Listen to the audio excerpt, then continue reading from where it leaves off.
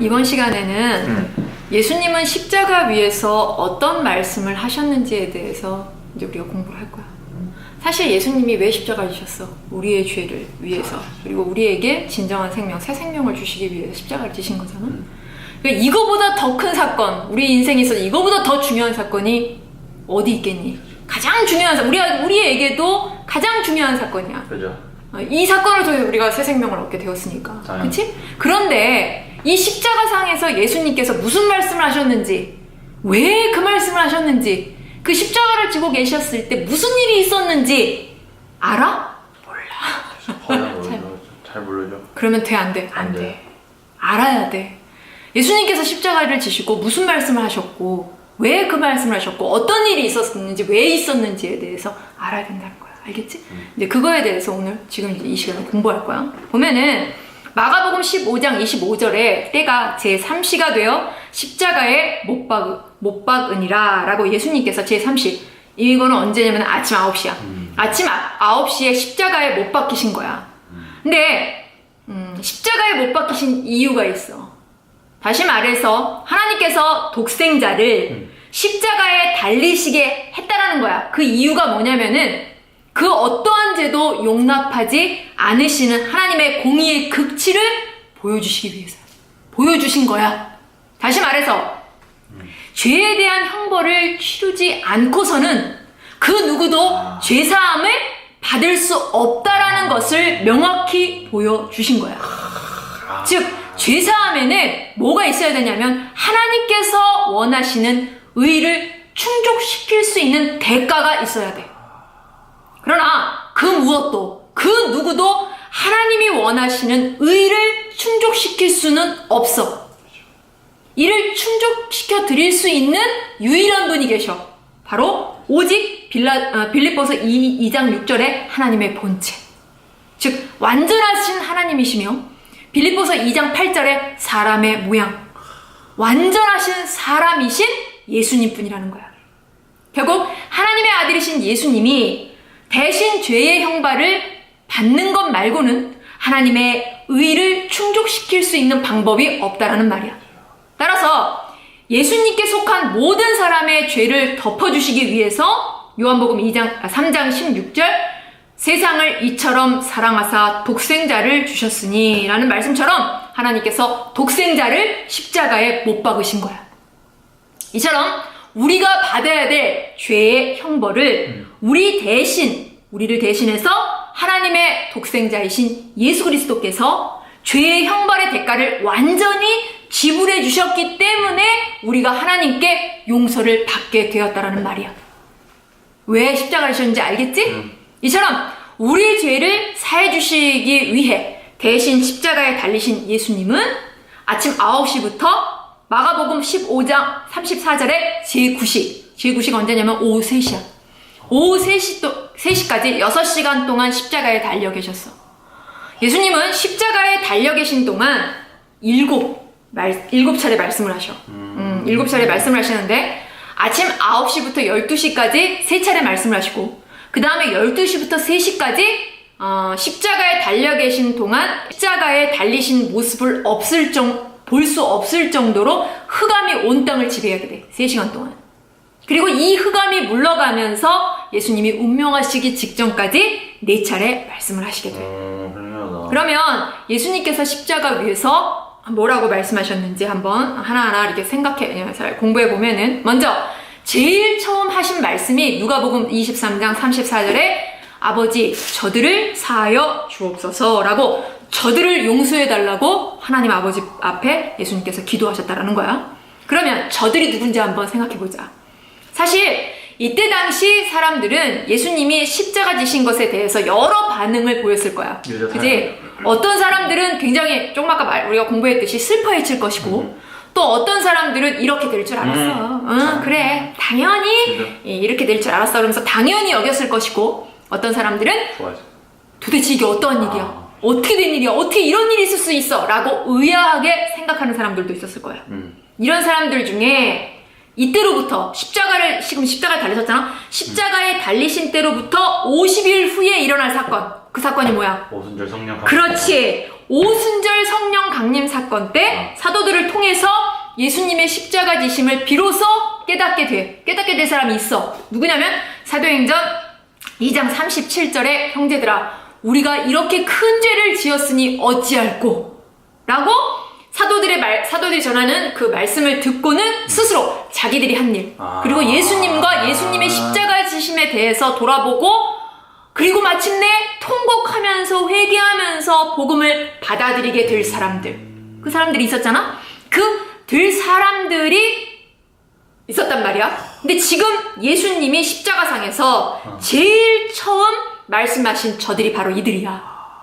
바로 이 사람들이 누구냐면은 장차 초대교회를 이루게 될 사람들이라는 거야. 예수님은 십자가 위에서 이들을 내다보시면서 하나님께 이들을 위해서 기도하셨다라는 말이야. 그 다음 예수님께서 십자가 위에 두 번째로 하신 말씀은 한 강도의 죄를 사해 주신 말씀이야. 예수님이 십자가에 달리실 때 누가복음 23장 33절에 두 행악자도 그렇게 하니 하나는 우편에 하나는 좌편에 있더라 라고 두 명의 죄수가 예수님과 함께 같이 달렸어. 예수님 중심으로. 이때 그중 한 강도에게 누가복음 23장 43절에 내가 진실로 내게 이르노니 오늘 내가 나와 함께 낙원에 있으리라 라고 하신 이 말씀이 두 번째로 하신 말씀이야. 그러면 당시에는 어떻게 십자가에 못 박히게 됐냐면은 거의 4사람이 함께 한 명의 죄수를 십자가에 못 박았대. 이에 예수님을 못 박은 사람도 당연히 4사람이었겠지? 이 4사람의 병사들이 예수님의 십자가 밑에서 지키고 있었어. 이들이 예수님의 옷을 나눠 가지려고 이렇게 제비를 뽑고 막 이렇게 했다라는 거야. 또 예수님의 십자가 위에 죄패가 있어. 죄명. 그죠? 그것이 있었는데 누가복음 23장 38절에 유대인의 왕이라는 죄명이 히브리 말로 그리고 로마 말로 그리고 헬라 말로 쓰여져 있었다라는 거야. 이에 유대인들뿐만이 아니라 로마인을 비롯한 이방인들이 그 예수님의 십자가 앞을 지나갈 때 뭐를 받겠어? 그 죄패를 보면서 예수님이 십자가형을 선고받은 이유를 알게 됐겠지. 그죠. 자기가 유대인의 왕이라고 해서 이렇게 십자가를 졌구나라고 이렇게 알 수 있었다라는 거야. 아마도 십자가가 세워진 곳에 많은 사람들이 이렇게 지나다니는 그런 곳이었을 거야. 세워진 곳이. 그래서 많은 사람들이 십자가에 달리신 예수님을 보고 비방했을 거야. 그래서 죽었구만. 이러면서 이제 비방을 했을 거야. 지나가는 사람들은 예수님의 죄패를 보고 마가복음 15장 31절에 희롱하며 서로 말하되 라고 서로가 스스로 하나님의 아들 그리고 성전을 3일 만에 짓겠다고 하더니 결국 십자가에 못 박혔군 그렇게 말하고 다니더니만 라고 손가락질하면서 예수님을 조롱했단 말이야. 그리고 예수님과 함께 십자가에 달려 있었던 두 명의 강도도 이런 비난의 소리를 당연히 들었겠지. 그죠? 당연하죠. 조롱하는 모습을 보았을 거야. 처음에는 두 강도 역시 다른 사람처럼 마태복음 27장 42절에 그가 남은 구원하였을 때 자기는 구원할 수 없도다 라고 자기 자신도 구원 못하느냐 라고 마가복음 15장 32절에 십자가에 못 박힌 자들이 예수를 욕하더라 라고 예수님을 비난했어. 이 강도들도 두 명 다 비난했단 말이야. 그런데 잠시 후에 한 강도가 예수님께 회개하는 사건이 벌어지게 돼. 그럼 어떻게 이렇게 회개하게 되었을까를 한번 생각해보자. 이 사람은 십자가에 달려 자기가 처음 예수님을 맨 처음에 비난했다 했잖아. 비난했던 말을 생각하면서 스스로를 돌아보았을 거야.